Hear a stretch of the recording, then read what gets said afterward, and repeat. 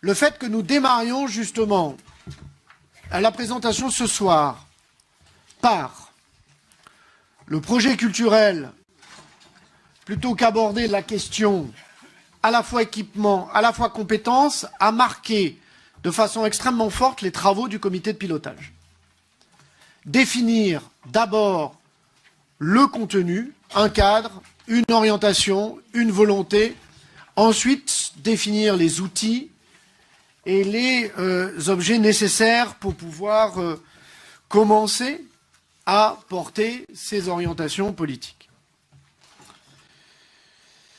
Ce comité de pilotage, je l'ai dit, s'est réuni plus d'une 50aine de fois, a auditionné beaucoup d'acteurs institutionnels, l'État, le département, l'université Grenoble-Alpes,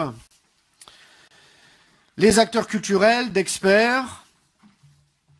Nous avons mené ce travail en étroite collaboration avec les élus métropolitains, les communes, les acteurs culturels, mais aussi les habitants. Un processus de participation a été mis en œuvre afin d'associer la société civile représentée par le Conseil de développement, qui a été saisi et a proposé une contribution, les acteurs de la culture dans le cadre d'ateliers thématiques et les habitants avec la mise en place d'une plateforme numérique participative. Les communes ont été et seront l'acteur principal du bloc communal dans la politique culturelle.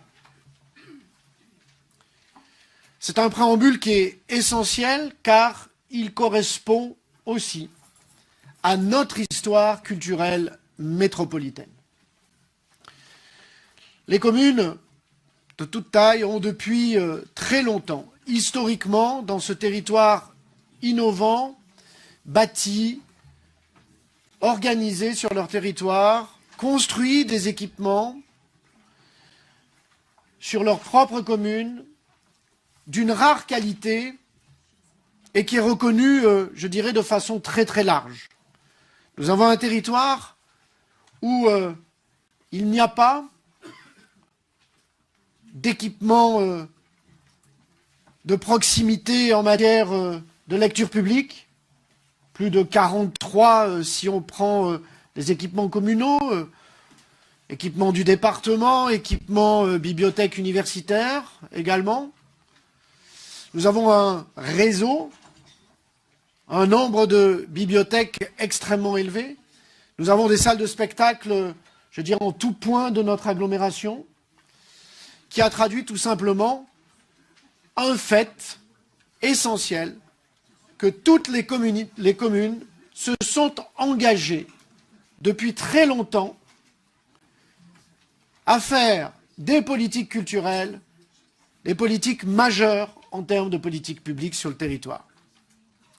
Accompagné par un département qui a toujours historiquement marqué son engagement sur les politiques culturelles, mais également l'État, qui a toujours porté sur le territoire grenoblois un regard extrêmement particulier, faisant du territoire grenoblois une spécificité dans le soutien de l'État aux politiques culturelles.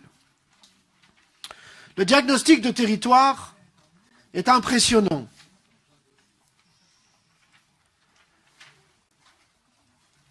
Le diagnostic de territoire est impressionnant. Salle culturelle, je l'ai dit, médiathèque, bibliothèque, médiation scientifique, art dans la ville,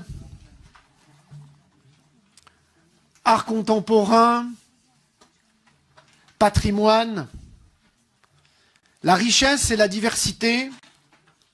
Et je voudrais saluer ici, encore une fois, l'action qui a été menée par les communes depuis toujours dans ce territoire, sur lequel, là où la métropole doit aujourd'hui poser son rôle, doit le faire en parfaite adéquation avec cette richesse territoriale existante. Et c'est ce que nous souhaitons.